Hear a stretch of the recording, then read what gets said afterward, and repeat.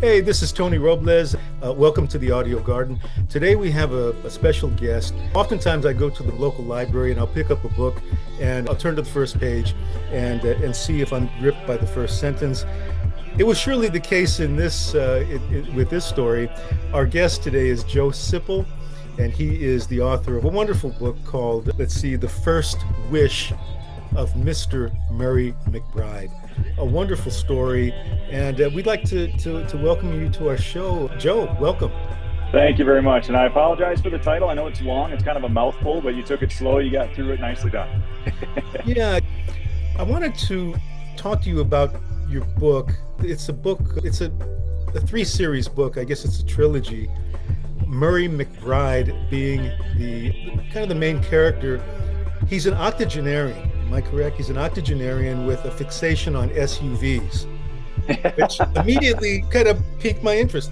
But as far as your background, you're a television sportscaster turned novelist. And what I want to know just off the top, how did you become interested in writing novels? And were you setting out initially to write a trilogy? Yeah, no, it was kind of an interesting way I got into it, and I think it's a little different from a lot of writers who know from a very early age that they want to write, or they've always been big book people. I was kind of your stereotypical jock when I was growing up, a kid out playing outside all day long, and then in high school and college I was playing sports, and so really not on my radar to become a writer. And then one day, I can tell you exactly when it happened. My wife was my girlfriend at the time, and she was in medical school, and so she was studying all the time, and I had nothing to do when I would go and visit her. And so one day, I really have no idea where it came from, but I just felt like I had this idea that I wanted to write down. And so I went to the computer in the corner of the room and I started writing this story that over the course of the next few months became a book-length manuscript. It was terrible. It was not well done at all, because I was really kind of starting from scratch, because I didn't have that background of a writer. So it took me a long time to kind of polish my craft and learn how to not only write, but how to write fiction. First of all, I had a journalism degree from college, and so I kind of had to unlearn how to write like a journalist, learn how to write like a novelist, but then also to figure out what kind of writer I am and what I enjoy writing, because I would try everything when I first started. I just knew that I really liked crafting stories and wanted to be an author. And so I tried everything I could think of. And I finally landed on what really is my kind of story, which unfortunately doesn't really have an easily classified genre. And I think that's been another reason why it took so long to get published. But really the way I think of it is I like to write stories that have an emotional impact on readers. I think that's what makes reading a book worthwhile. And that is about something that matters to me, because otherwise, when I sit down at the writing desk every day and I have to write, it's just hard to find the motivation and the inspiration to do that if I don't have that little bit extra that is a topic or something about it that means something to me personally. And the way that started, which the first book to be published was The 5 Wishes of Mr. Murray McBride. I wrote about this old man who meets a young boy with a terminal heart defect and a list of 5 things he wants to do before he dies. And the old man takes the young boy under his wing, and they set off to check off as many wishes as they can. And that was kind of the structure of the story. But I hit a roadblock and then didn't really know what to do with it. And so I put it aside for a while. And during that time, my dad died unexpectedly, and he and I were very close. And it was the first time that I lost somebody really close to me like that. And when I went back to the story, I was a different person, really. And I came back to it with a different perspective and really was working through my own grief at that point. And so I hate to even call it a silver lining or anything like that, but losing my dad really helped me figure out who I was as a writer. And that's somebody who writes stories that are very personally meaningful and hopefully emotionally impactful for the audience and the readership. Yeah, that's the sense that I got in reading. I felt a connection with Murray and the other characters. You had touched on the fact that you have a journalism background. Were you writing sports? Yeah, so I call myself a fake journalist, because I was not covering hard-hitting news. I was covering sports, but then I was on TV, so I wasn't even writing sports copy for newspapers or anything. I was just go out and shoot highlights of. We were a pretty small market, so a lot of high school sports in the area, but then also close enough to Minneapolis at the time that I would go and cover all the Minnesota professional sports teams, and then come back and do the highlights at the 6 and 10 o'clock news. And so that's kind of what I would do. I was a reporter anchor for about 5 years in Minnesota, and that's kind of what my first job out of college was. And I loved it. It was great for the time. But yeah, it was really more fun and covering stories where it wasn't a lot of drama or hard hitting things. It was trying to make the kids look good. They were excited about being able to be on TV on their local station. And so it was really something that I felt like it was something people enjoyed, and that was the point of it. But you do have the elements of storytelling, a character, of plot, of action, keeping the action going, introducing elements of dramatic elements that all kind of are requisites of the field. You had mentioned journalism. It just made me think of Richard Hugo, who was a poet. He wrote a lot about the poetic, I guess, approach in prose. And he said about journalism that oftentimes we're just inundated with a lot of facts, Yeah. and then there's no connection with the facts. Whereas if we can divorce ourselves from so many facts, then we can deal more in language, which Yeah, I and I think find that's very interesting. that's beautiful, and I think that's kind of what I was hinting at when I said I had to unlearn how to write like a journalist, because it's very much from point A to point B and be as clear and concise as you can, and it's very different from the meandering character building, world building that you do in a novel. And so I think to your point, I hadn't really thought of it like this before, but I think it's a really good point that the storytelling element that I did have in my journalism wasn't in the times where I would go and shoot highlights and then bring the highlights back.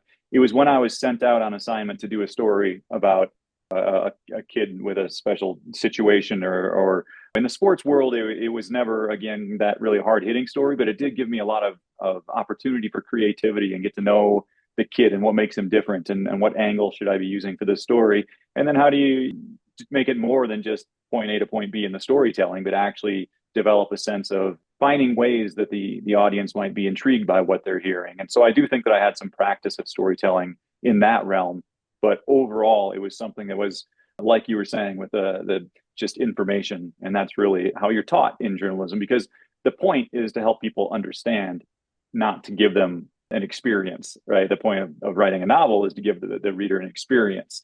So it's a very different kind of writing. And it took me a long time. It was 17 years from that day I sat down in my wife's apartment, or my girlfriend at the time, to the day my first published novel came out was 17 years. So it was a lot of failure and a lot of rejection. And so it's been interesting now with the books kind of taken off, and everything that's happened recently is I don't take any of it for granted, because I had to go through all of that failure and rejection. And I'm just super grateful for everything that's happening. And I like to think that I would still have that gratitude had it happened quickly and easily.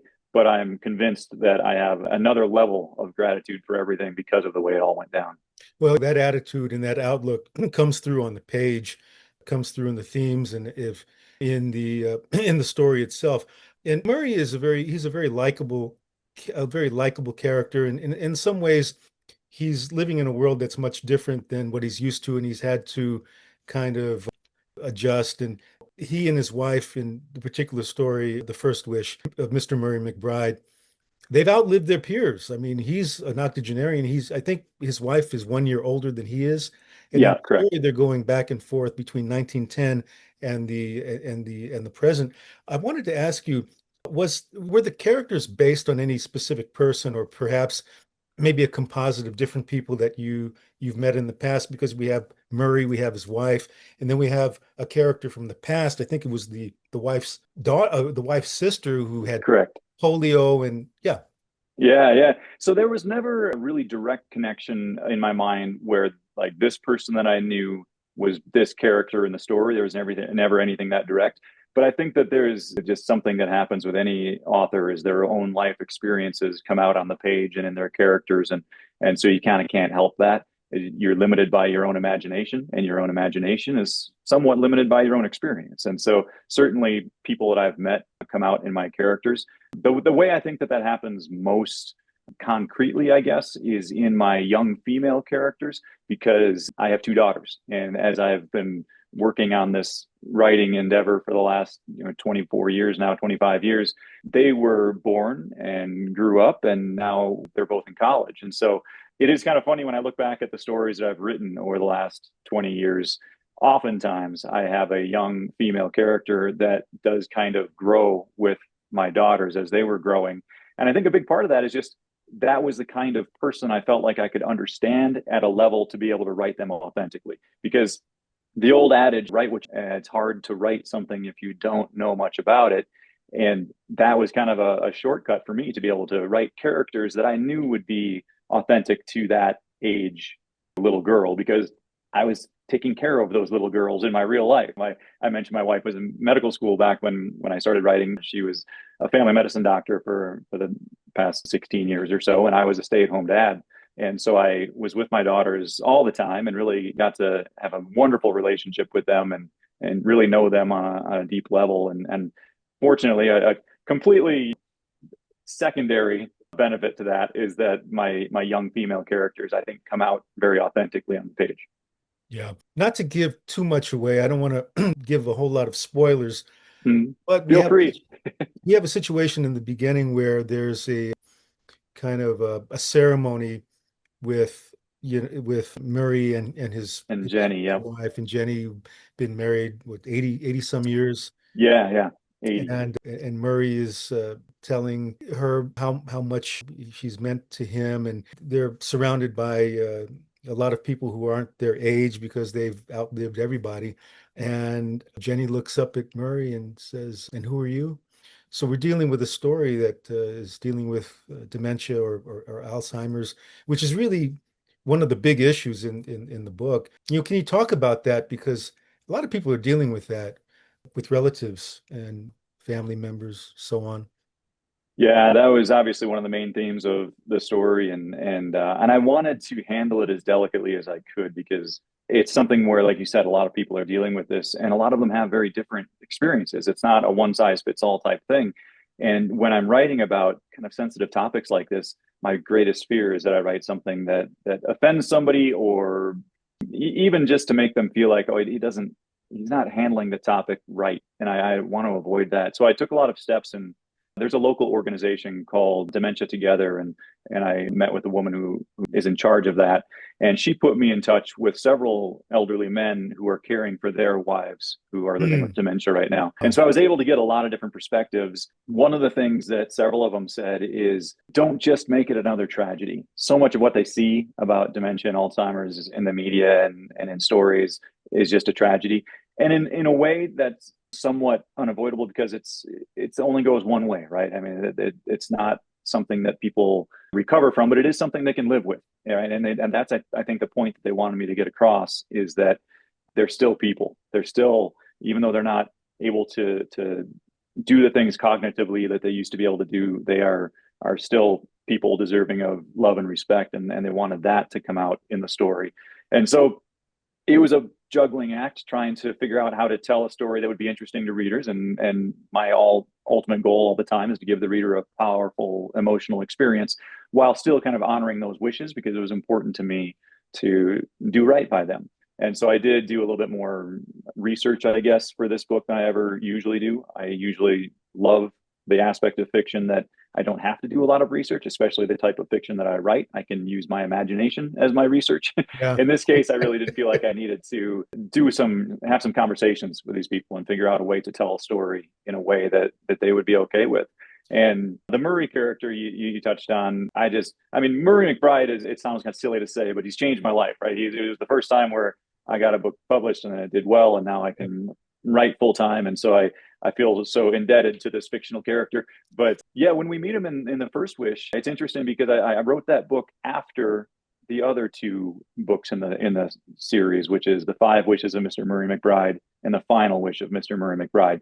And so I knew the character so well at that point that it was so easy to write that part of the story anyway, not necessarily to craft the whole structure of the story and everything I was trying to accomplish with it. But Murray's part was super easy to write because I just knew him so well at that point. And it was a fun thing to write, because if you read the rest of the series, you'll see that in The Five Wishes, which happens after Jenny has died, he's very lost and kind of bitter and kind of a grumpy old man at that point until he meets this young boy that turns his life around. Mm. But in the first one, he's with the love of his life, right? And so even though he's having this very challenging situation of having to deal with her living with dementia. He has this Murray with Jenny is a different Murray than without. And it was really fun to be able to write his character with this woman that he's been in love with for 80 years. Well, the sense of agency as well, not only in their advanced age, but also going back to 1910, where she has a sister that's dealing with polio, and they have this wish, this secret, this buried treasure that they're trying to get at. And there's no quit in this girl, even though she's going through polio and all these different things. So you have a sense of agency that kind of transcends time. What what's been the reaction to the book from people that perhaps are dealing with a loved one with this? Have they shared their impressions with you? Yeah, I've been so fortunate that it's been, from what I've heard anyway, it's been pretty universally positive. And I know that there's no story ever written that every single person in the world loves. Like, it just doesn't exist. And so I'm sure that there are people that don't like it. Just that seems to be, by definition, has to be true. But the people that I've talked to that I met with beforehand, and I asked them, what did you think about it? Universally, they said that it was handled well, and they loved the story. I guess the thing that proves that to me is the woman who is in charge of the organization. After she read it, she ordered 50 copies to be able to give to the people that Yes. she's working with, and that kind of speaks volumes to what she thought about it. And I was scared about that, to be honest, because I want to be able to write stories that touch people on a deep emotional level, and I just think that feeling powerful emotions is what makes us human, right? I mean, if you talk about somebody who's going through depression or something, a lot of times I feel like they're just not feeling anything. They're just kind of blah. The opposite of that is feeling things strongly. And I know that there are things that in real life people would probably rather not have to feel strongly. Obviously, if you lose somebody you love, it's you'd rather not have to feel that. So I feel like fiction is a great avenue to be able to feel these strong emotions within the safety of a story, right? Because there's a reason why a lot of people, not everybody, like books and movies that make them cry. You would think, well, why do you want to cry? That's a sad thing. Why would you want to do that? But there's some sort of release to that. There's some sort of experience of feeling a powerful emotion. And when you can have that within the safety of the story and not have to have it be because of an actual tragedy in your life, I feel like there's value to that. And so that's what I'm always striving for, is to give a reader that experience, because that's the kind of experience I like as a reader. And so it's a hard thing to pull off without feeling like, or risking the reader feeling as if you're manipulating their emotions, because that's not as a rewarding of an experience. But if I can pull it off to where it feels authentic and real and deep in some way, then I think I've succeeded in what I'm trying to do as a writer. In the book, you have very powerful themes, including memory, remembrance, loyalty, and community.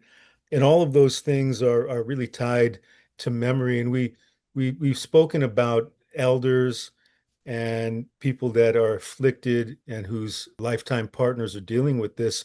What message do you have for younger people that might come upon your book? Because I'm not an old man, but I ain't Well, you look good. not getting any younger either. I was just really just taken by, you have a younger character in the book. There's kind of a subplot where she's getting evicted, when there's a struggle there, and Murray has to kind of negotiate between his feelings of community and care for that mother and daughter, and yet juggle what's happening with his wife in real time. Mhm. What should young people take from your book? I think the thing that I hope young people take from my book more than anything else is that we need to value the wisdom of the elderly. And that's something that in our culture, we just don't do very much. We have people get to a certain age where we decide that they're not able to help in our capitalistic society, and they're not going to be making money. They're not really doing anything tangible that we can see anymore. And so therefore they don't have value anymore. There's a lot of cultures around the world that are a little smarter about that than we are, I think, where the elders in the community have a place of prominence and their wisdom is valued. And I think a lot of times I've got several friends that I talk to, and just being men who are now, we're not as young as we used to be, but being a young man that without the village elder kind of a idea, right? That without the sage wise man to be able to pass down his wisdom. And I was lucky enough to have a great father, and he taught me so many things about how to live a good life. And I was very beneficial in that way. But even when you have that, I think there's benefit to accessing the wisdom of the collective elders in a community. And I think that we don't do that enough. And my wife right now is setting a really good example that I need to try to follow. She just stopped practicing medicine recently, and she's doing more things that she feels is actually making a bigger difference. And so she's volunteering at a hospice organization here in town. And she just joined the board of an organization that helps people and supports people who have lost children, and doing things that are really, impactful. But the hospice one specifically right now, I'm thinking about, because she just met with a patient yesterday, and she was just talking about how this woman had so many amazing stories and wise things to say, and people don't hear that in our culture very often because we kind of disregard people when they get older. So if I could have a reader take anything from this book, I think that's what I would want them to take is people as they get older. I think sometimes we're scared for some reason. We think it would be uncomfortable or strange, or we don't know how it would go if we talked with them. But having a conversation with somebody much older than you can be a really eye-opening and enlightening thing. Absolutely. In my job, my regular job, I work at a company that we provide like wheelchairs, power scooters, durable medical equipment. So we run into a lot of elders, a lot of veterans, a lot of VA folks from the VA. Again, this is Listen and Be Heard Radio for readers and writers. It's really wonderful to have Joe Siple on today as a guest. The First Wish of Mr. Murray McBride. Murray was just one of these characters that I stayed with. I couldn't really put the book down because I wanted to know what was going to happen. We were bouncing between the modern day, going back to 1910, folks that were dealing with consumption or tuberculosis. Yep. When Murray had come through all that with his wife, and the affection that he had for and the love that he had for his wife, he just a character that kind of moved through the world with a sense of agency and a sense of grace in spite of the severity of the situation. Joe, if are there any last things that you want people to know about the book, perhaps your website or some events that you might have, or for people that want to get a copy of one of your three books? Yeah, you can certainly just Google The Wishes of Mr. Murray McBride and they'll come up. You can go to my website, which is joesiplebooks.com, JOESIPLE books.com. But Google, whatever, people find their way to it. It is something where having those books out there is it's been my life's work for the last 3 decades now almost, and it means a lot that people are finding them and reading them. I've also got another book coming out May 5th of this coming year, and one that's even earlier in the writing process than that I'm even more excited about. So the Murray McBride books, they're something that have changed my life, and I really hope people read all three of them if you have a chance, because it's been a labor of love, and based on the reviews and things, it seems like they've gone over pretty well. So I'm just super grateful for it. Fantastic. And you're pronouncing it Siple. Yeah, and I meant to, I didn't want to correct Sorry you because about everybody that, says Siple. It's completely fine. Joe Siple, that's Siple, Joe Siple. The book that I read, The First Wish of Mr. Murray McBride. Before we go on our merry way, I wanted to ask you, it was a 17-year process, and you said that it was kind of difficult to kind of pigeonhole, or how publishers like to put you in categories. Can you talk about that? Because we have folks that listen to our program that are writing their own work. They're trying to negotiate how to get an agent, the feasibility of whether this thing is going to sell. Yeah, if you can maybe just touch on that a little bit. Yeah, it's so hard. And it really is something that what I always tell people when I talk about that is you have to want to write, not just want to have written. And there's a huge difference there. Some people, and I was one of them too, just wanted to have my book on the bookshelf and have success.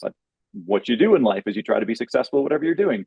But that is probably not enough for most people, because it is a hard thing to break in and to get an agent and to get a publisher to accept your work, and then to have it sell. There's just so many things that have to go well.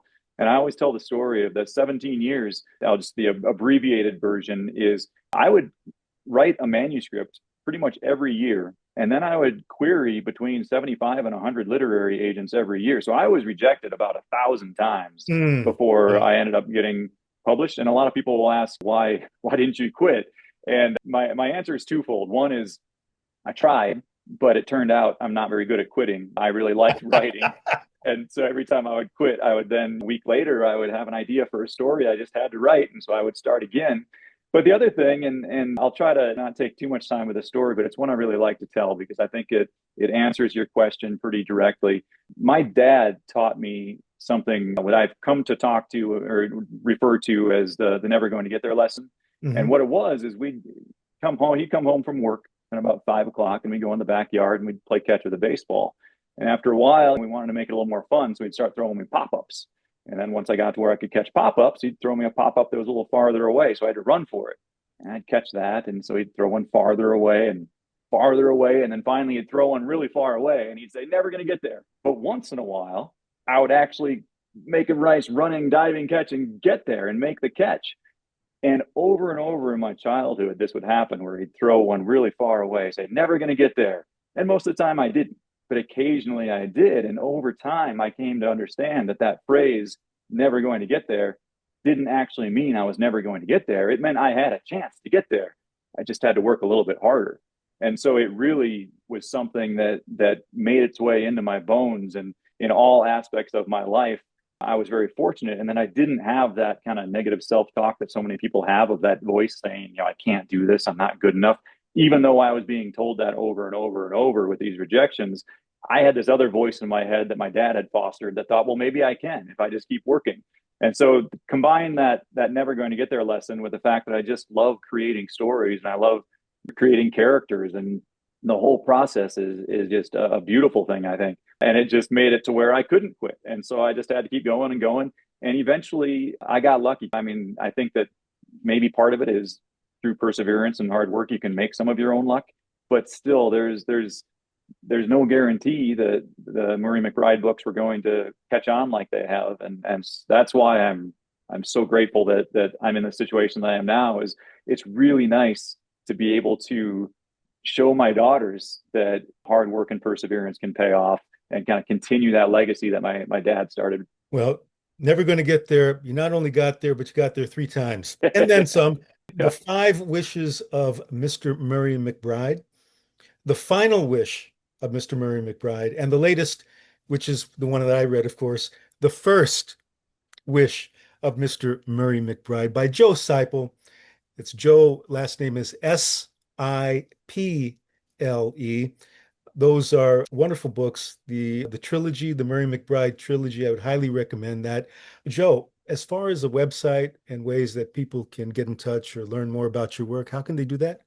Yeah, the website is joesiplebooks.com. So JOESIPLE books.com. And that's the best way to contact me. And it's so hard to explain to people, and people have different impressions of how successful I am, what that actually means on a day-to-day basis. I'm still at the point where I'm able to respond to every reader that contacts me through the website, and it'll be me personally responding to that. And it's getting a little bit more difficult than it used to be to find the time to do all that, when that's a good thing. But it means a lot to me to be able to engage with readers, because it's anybody who takes their time out of the day who's impacted enough by one of my stories to contact me, they deserve to have some one-on-one interaction. And so I want to make sure to give that to them. So that's the best way to get in touch with me personally, is through that website and just the contact Joe button. And I'm on the other side of it. JoeSiplebooks.com. Yes. Fantastic. Right on. Again, this is Listen and Be Heard Radio for readers and writers. Thank you, Joe Siple, for being with us today. And once again, we are going to toss it back to Martha in the studio.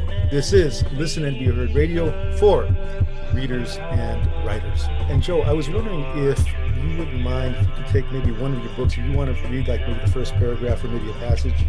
Sure, of course, I'd love to. It was funny when I found out that this was, when it was a trilogy, I'm thinking I'm connecting all this with sports. Like I said, my man has a trilogy, because whenever I think of trilogy, I'm thinking Ali Frazier, Graziano Zale, Ward Gotti. I'm thinking like in threes, right? And I said, My man here, he fought, man. He has he has his own 3. So hey, That's awesome. I love that, Tony. you know what I mean? So Yeah. this is gonna last past the 15th round, man. This is where in the 5 Wishes of Mr. Murray McBride, when Murray meets this little boy, and then the boy is taken away by his dad, and he left a list behind, and Murray finds it, and it's the list of 5 things he wants to do before he dies, and Murray finds this list. 3, 2, 1. Recalling those feelings brings on a glimmer of hope. I used to feel hope all the time back in my charmed youth, that sense that anything's possible. Not only possible, but virtually assured. The knowledge deep down that things will work out. Thinking about that kid, I feel that old spark of hope for the first time in years. The spark of possibility. And I can't stop the thought that at least in some way, everything on this list could happen for him. I decide right here and now that I'm going to make sure they do. I'm going to take that pill after all and stick around for a while. In fact, I'll be damned if that boy doesn't get each and every one of those wishes before he dies. They're not just his wishes now, they're mine too. If I wasn't stuck in this beanbag, I'd find a phone and call up Doc Keaton right now to tell him the good news. His favorite 100-year-old has found a reason to live. Wow, nice. Thank you. Thank you so much. I really appreciate it.